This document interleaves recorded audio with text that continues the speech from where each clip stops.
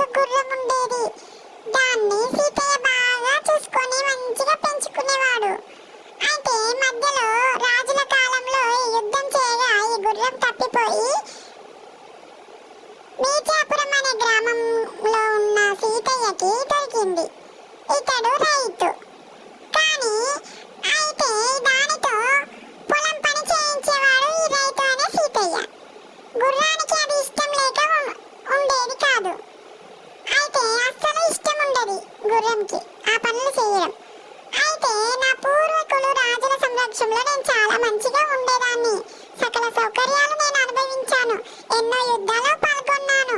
కానీ ఇప్పుడు నేను ఏ మాత్రం బానిసలా బతకాల్సి వస్తుంది అని ఎప్పుడూ అనుకునేది గుర్రం.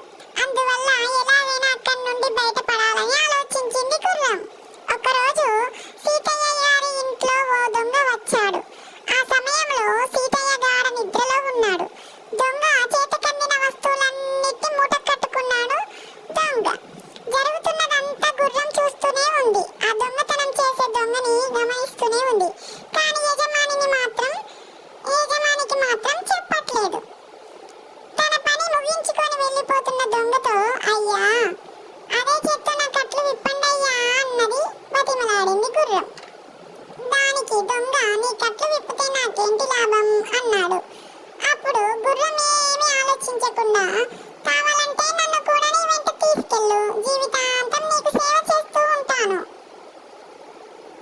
అని ప్రాధేయపడుతుంది గుర్రం. దాని మాటలు విన్న దొంగ ఒక క్షణం ఆలోచించి చిన్నగా నవ్వాడు.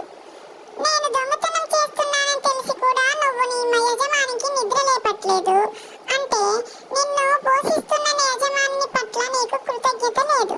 నీలాంటి దాన్ని వెంట చూసుకోవడము, వెంట తీసుకెళ్లడము ఎప్పటికైనా నాకు ప్రమాదమే అని అక్కడి నుంచి వెళ్ళిపోయాడు దొంగ.